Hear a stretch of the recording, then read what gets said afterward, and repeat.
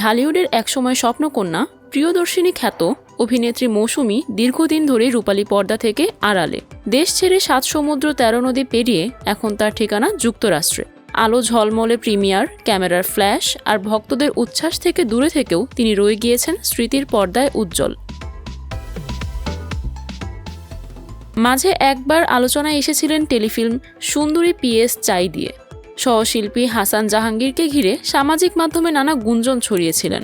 Net দুনিয়ায় সেই কোলাহলের মাঝেই মৌসুমী নিজেই মুখ খুলে স্পষ্ট করেছিলেন অবস্থান। সময়ের গুঞ্জন স্থিমিত রয়েছে, কিন্তু ভক্তদের অপেক্ষা থামেনি। অবশেষে এলো সেই প্রতীক্ষিত খবর। নির্মাতা সৈয়দ আর ইমন জানালেন মৌসুমী অভিনীত নতুন সিনেমা অর্ধাঙ্গিনী মুক্তির দ্বার প্রান্তে।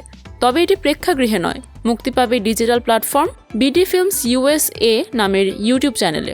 সময় বদলেছে, মুক্তির পথও বদলেছে, কিন্তু গল্প বলার আবেগ বদলায়নি। অর্ধাঙ্গিনী কেবল একটি সিনেমা নয়, এটি একটি সম্পর্কের উপাখ্যান। পারিবারিক মূল্যবোধ, দাম্পত্যের টানাপোড়েন, আধুনিক জীবনের আত্মকেন্দ্রিকতা সব মিলিয়ে নির্মিত হয়েছে এক মানবিক গল্প। সমাজের বাস্তবতা আর ব্যক্তিগত আবেগের দ্বন্দ্ব এখানে পাশাপাশি হাঁটে।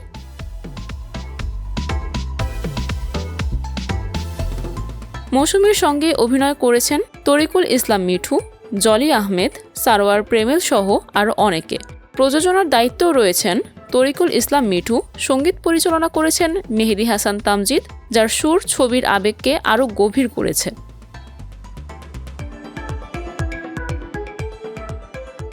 সিনেমাটির শুটিং হয়েছে যুক্তরাষ্ট্রের নিউ ইয়র্ক ও নিউ জার্সির নানা লোকেশনে।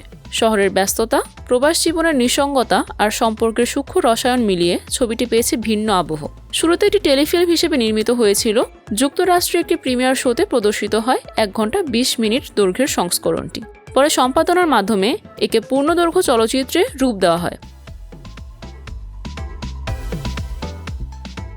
2024 সালেই মুক্তির পরিকল্পনা থাকলেও দেশের রাজনৈতিক পরিস্থিতি ও যুক্তরাষ্ট্রে হল সংক্রান্ত জটিলতায় তা পিছিয়ে যায়।